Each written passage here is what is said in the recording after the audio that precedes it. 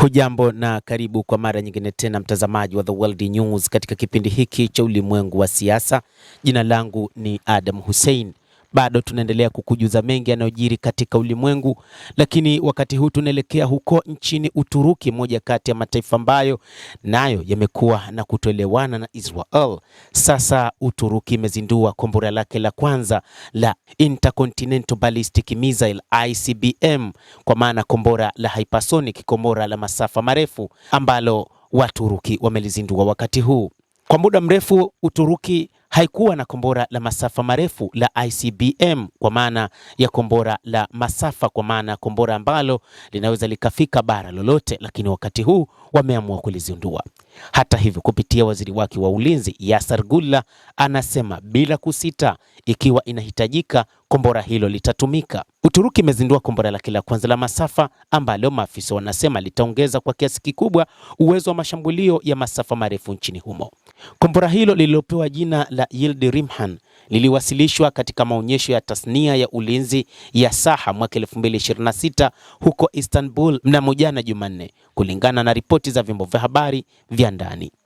Iliundwa na mkandarasi wa ulinzi Roketsan. Ina makadirio ya umbali wa karibu kilomita 6,000 sawa na maili 3,720.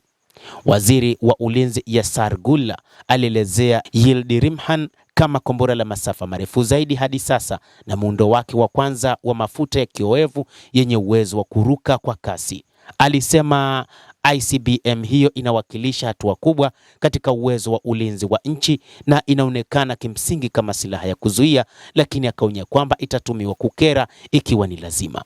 Ikiwa tunapaswa kuitumia, hakuna mtu anayepaswa kuwa na shaka kwamba tutafanya bila kusita na kwa njia yenye ufanisi zaidi, Gulla anasema.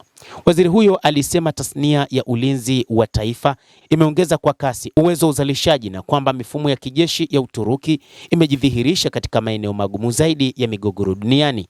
Gulla pia alisema kuwa majukwaa yaliyojengwa ndani ya nchi yaliyotengenezwa kwa viwango vya NATO na kwa gharama ya chini yanaathiri moja kwa moja uwezo wa kijeshi na majeshi ya kigeni, na kwamba Uturuki imehama kutoka kuwa mnunuzi anayetegemea kutoka nje hadi nchi ambayo inabuni, kuzalisha na kuuza nje mifumo yake. Uturuki imepanua kwa haraka uwezo wake wa tasnia ya ulinzi katika miaka hivi karibuni, ikitoa anuwai ya drone, makombora ya kusafiri na mifumo ya ardhini ambayo imetumika katika migogoro kutoka Syria, Iraq na hata Libya na Kaukas. Kuzinduliwa kwa ICBM kuna kuja wakati wa mvutano katika eneo la Mashariki ya Kati kufuatia kuanza kwa vita vya Marekani na Israel dhidi ya Iran mwishoni mwa Februari mwaka huu.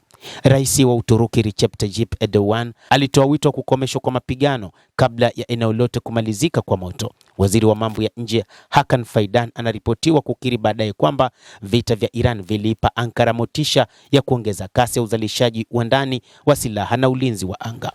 Hata hivyo, wachambuzi wanasema kwamba Ankara imezindua kombora lake la ICBM kutokana na uchokozi mkubwa ambao Israel imekuwa ikiuonyesha dhidi ya baadhi ya mataifa katika eneo hilo la Mashariki ya Kati. Ikumbukwe, Uturuki ni moja kati ya mataifa ambayo katika upande mmoja ipo Mashariki ya Kati, lakini upande wa pili ipo Ulaya, lakini ni moja kati ya mataifa ambayo yamekuwa na upinzani mkubwa kutoka nchini Israel.